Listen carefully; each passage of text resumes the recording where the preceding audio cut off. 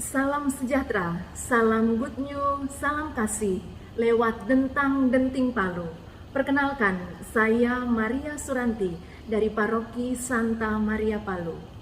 Saya menyapa Pastor Terry.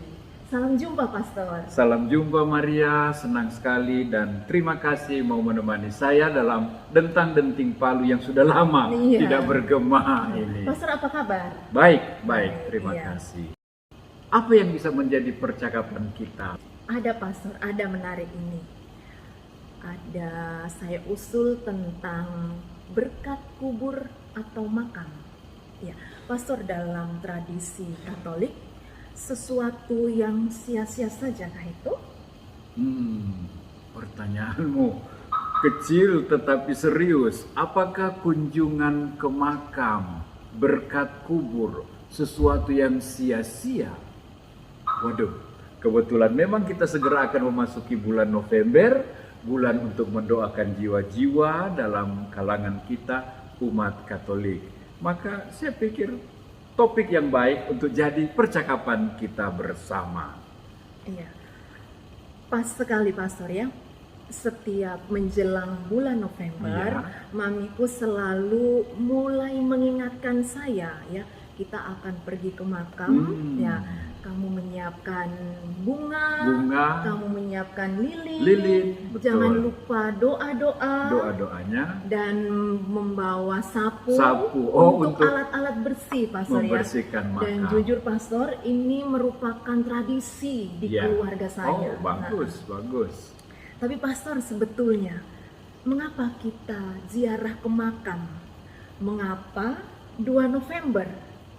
Dan apa alasan teologis atau kitab sucinya lah, Pastor? Terima kasih Maria. Sekali tanya ada 3 butir peluru.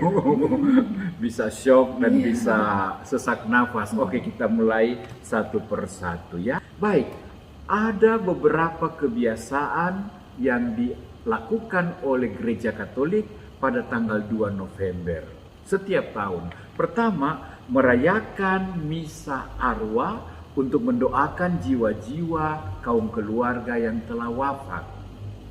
Entah misa itu dirayakan di gereja, entah misa itu juga dirayakan langsung di taman pekuburan yang ada.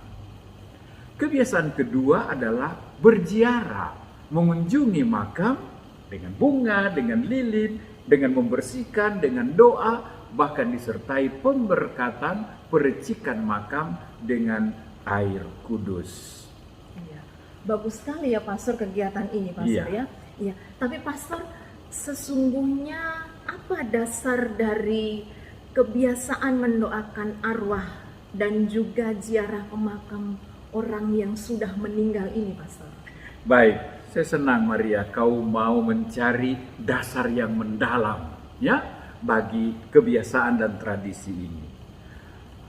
Kitab suci Perjanjian Lama ya, mempunyai data yang sangat akurat mengenai perlunya baik dan tepatnya mendoakan arwah orang yang sudah meninggal dan memohonkan pengampunan dosa mereka.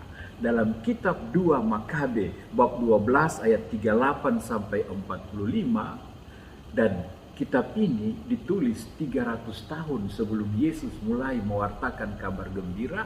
Di situ dikatakan tentang Yudas yang mengajak orang banyak mengumpulkan derma untuk dikirimkan ke Yerusalem, ke Bait Allah, agar di sana dipersembahkan kurban pelunas dosa bagi arwah serdadu-serdadunya yang mati syahid dalam pertempuran suci, tetapi ternyata di balik jubah pada jenazah mereka ditemukan jimat-jimat berhala. Dan ini tidak baik, dan ini dianggap berdosa oleh orang-orang Yahudi Israel masa itu. Maka Yudas mengajak serdadu-serdadu yang lain dan pengikut-pengikutnya untuk mengumpulkan derma, mengirimkan ke Yerusalem agar dipersembahkan kurban bagi pelunasan dosa mereka. Maksudnya bagi pengampunan dosa mereka. Dan kitab Makabe memuji perbuatan Yudas ini sebagai sesuatu perbuatan yang sangat baik dan sangat tepat. Itulah salah satu sebabnya mengapa dalam gereja Katolik ada kebiasaan, ada tradisi berdoa mohon pengampunan dosa bagi orang-orang yang meninggal dalam keadaan tidak suci atau belum sempurna 100%. Maaf ini Pastor ya. Ya. Bukankah orang yang mati dalam dosa, ia membawa dosanya bersamanya? Bagaimana mungkin dosanya itu diampuni, Pastor? Bagaimana mungkin dosa orang yang sudah meninggal dapat diampuni? Bagus sekali. Tadi kamu sudah dengar Yudas mengajak pengikut-pengikutnya berdoa, mempersembahkan kurban demi pengampunan dosa mereka yang telah gugur. Orang zaman itu sudah percaya seperti ini. Dan menarik, kalau kita memperhatikan apa yang Yesus sendiri pernah katakan tentang pengampunan dosa. Dalam Matius 12:32 ada satu penegasan yang bagus, mendalam, agak sulit, tetapi memberi keterangan, memberi pencahayaan bagi kita untuk memahami kebiasaan ini. Dikatakan oleh Matius, apabila seorang mengucapkan sesuatu menentang anak manusia, ia akan diampuni. Tetapi jika ia menentang Roh Kudus, ia tidak akan diampuni. Di dunia ini tidak, dan di dunia yang akan datang juga tidak. Berarti, pertama, ada dosa yang dapat diampuni di dunia ini. Dan juga ada dosa yang dapat diampuni di dunia yang akan datang. Tapi ada dosa juga yang tidak dapat diampuni di sini dan juga di dunia yang akan datang. Misalnya dosa menghujat Roh Kudus, dosa untuk menolak kerahiman Allah. Nah, yang saya mau tekankan di sini, Yesus menunjukkan dosa bisa diampuni di sini dan juga ada dosa yang bisa diampuni di dunia sana, di dunia di seberang sana, di dunia sesudah kehidupan kita di dunia ini.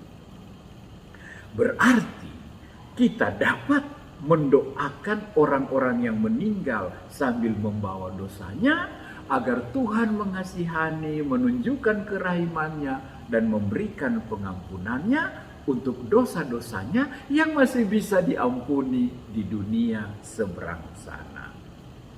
Dan sedikit keterangan tentang dosa yang tidak diampuni di dunia ini dan yang juga tidak diampuni di dunia seberang sana, itulah dosa yang menentang kuasa dan kehadiran Allah Roh Kudus.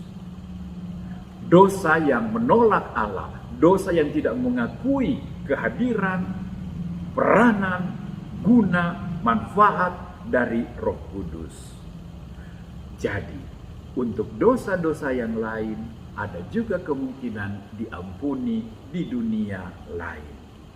Maka benarlah tadi apa yang dikatakan Yudas dan kawan-kawan, bahwa mereka mendoakan, memohonkan pengampunan bagi serdadu-serdadu yang wafat, dan itu adalah sebuah perbuatan yang baik dan perbuatan yang tepat.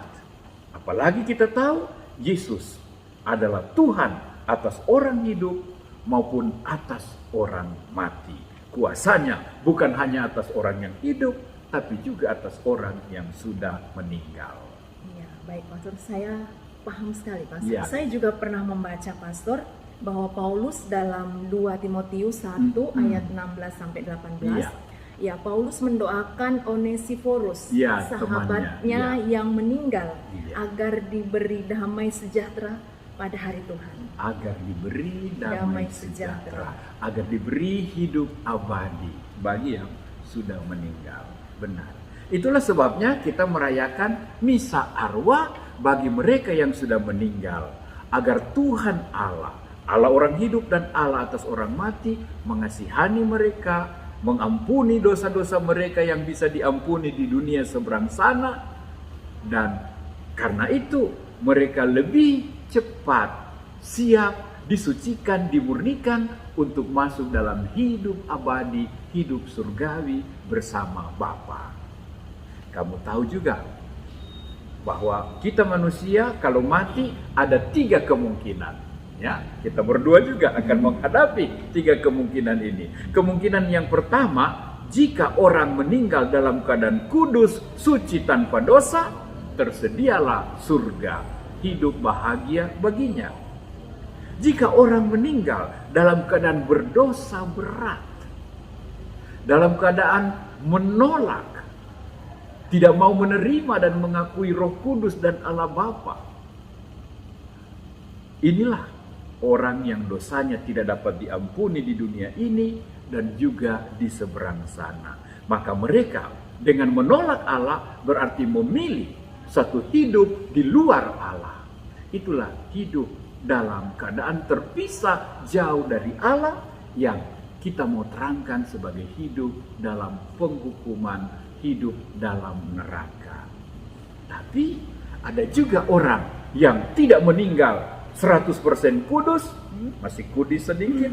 Ya, ada juga orang yang meninggal tidak dalam keadaan dosa berat, sangat berat, mungkin dosa-dosa kecil tapi banyak. Sehingga dia perlu dimurnikan, dia perlu didoakan, dia perlu disucikan. Nah, orang-orang ini berada dalam penantian. Satu masa penantian di mana mereka lebih dikuduskan, disucikan, dimurnikan, dipersiapkan untuk nanti secara pantas dan layak masuk dalam kemuliaan Allah Bapa. Memang kasihannya mereka yang meninggal dalam permusuhan, dalam penolakan terhadap Tuhan. Tapi itulah pilihan mereka. Allah menawarkan cinta dan kasih-Nya, tapi manusia juga berhak untuk menolak. Sehingga bukan Allah yang menghukum, tapi manusia sendirilah yang menempatkan hidupnya di dalam Tuhan atau jauh di luar belas kasihan Tuhan.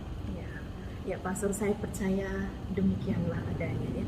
Nah, Pastor, mengapa dipilih tanggal 2 November? Ya,